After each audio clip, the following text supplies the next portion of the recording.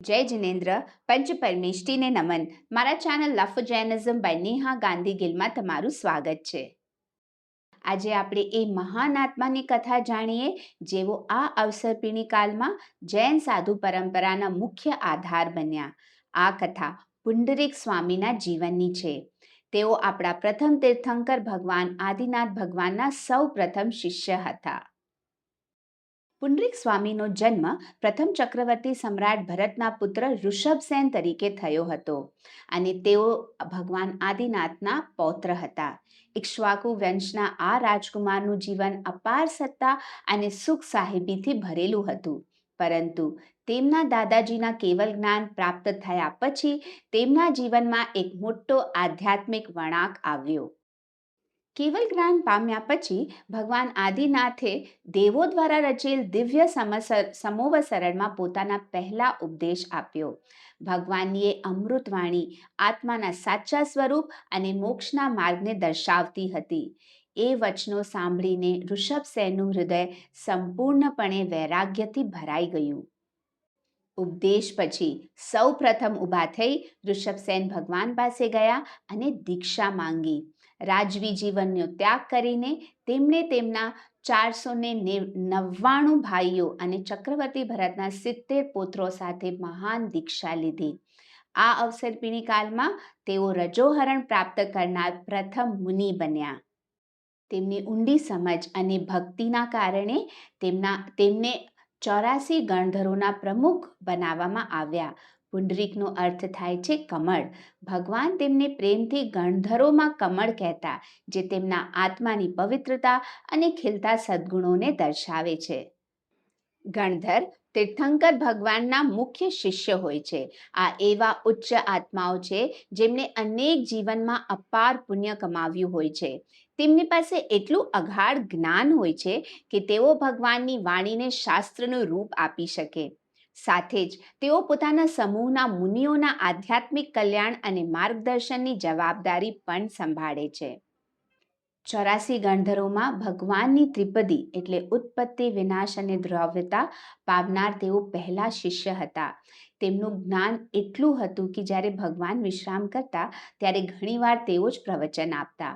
બધા શાસ્ત્રોની માતા મનાતી આ ત્રિપદી જ દ્વાદશાંગીનો પાયો છે. આ જ જ્ઞાન અને 14 પૂર્વની શિક્ષાથી માર્ગદર્શન પામીને પુંડરીક સ્વામીના નેતૃત્વમાં ગણધરોએ 12 અંગોની રચના કરી. આપણું મોટા ભાગનું વર્તમાન જ્ઞાન જેમ કે સૂત્રો, દર્શનો, ભાષ્યો, તત્વ આ દ્વાદશાંગીમાંથી ઉદ્ભવે છે. જીવનના અંતિમ ચરણે ભગવાન આદિનાથે કરુણા ભાવે પુંડરીક સ્વામીને અને 5 કરોડ મુનિઓ સાથે શેત્રુંજય પર્વત પર રૂકવાનો આદેશ આપ્યો. ભગવાન જાણતા હતા કે તે સૌના મોક્ષ ત્યાંથી જ છે અને ભગવાન કરતાં પણ પહેલા જવાના છે. આ આજ્ઞા માથે ચડાવીને પુંડરીક સ્વામીએ સલ્લેખના એટલે કે ઉપવાસ દ્વારા ધીરે ધીરે દેહ ત્યાગનો સંકલ્પ લીધો. તેમણે પોતાની બધી ભૂલોની ક્ષમા માંગતા કહ્યું, મારી સર્વ જીવો સાથે મિત્રતા છે અને કોઈની સાથે વેર નથી. 1 મહિનાના અનશન પછી ચૈત્રી પૂનમની રાતે પુંડરીક સ્વામીને કેવલ જ્ઞાન થયું અને થોડા જ સમયમાં બાકીના કર્મોને નાશ કરીને તેઓ 5 કરોડ મુનિઓ સાથે સિદ્ધશિલા પર પહોંચ્યા.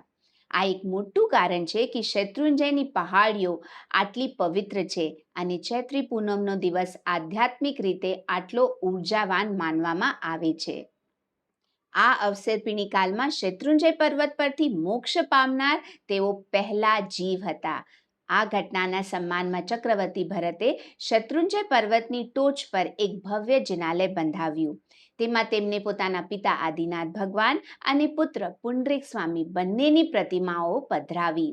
ત્યારથી આ પહાડીઓને પુંડરીકગીરી પણ કહેવામાં આવે છે.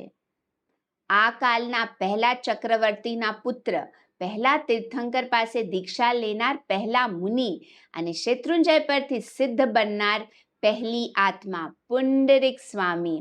ચાલો આપણે સાથે મળીને એમનો જાપ કરીએ. ઓમ રીમ શ્રી પુંડરીક ગણધરાય નમો નમઃ. ઓમ રીમ શ્રી પુંડરીક ગણધરાય નમો નમઃ.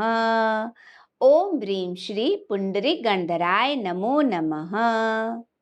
મારી સાથે જોડાવા અને શીખવા બદલ આભાર. જો તમને આ વિડીયો ઉપયોગી લાગ્યો હોય તો મારા channel love for Jainism by Neha Gandhi ગિલને લાઈક, શેર એન્ડ સબસ્ક્રાઇબ જરૂર કરજો. તમારો સાથ મને જૈન ધર્મના પ્રચારમાં ખૂબ મદદ કરે છે. જય જિનેન્દ્ર. જો મેં જાણતા અજાણતા મન વચન કાયાથી વિતરાગની વાણી વિરુદ્ધ લખ્યું કે કહ્યું હોય તો હું ક્ષમા માંગુ છું. મિચ્છામિ દુક્કડમ.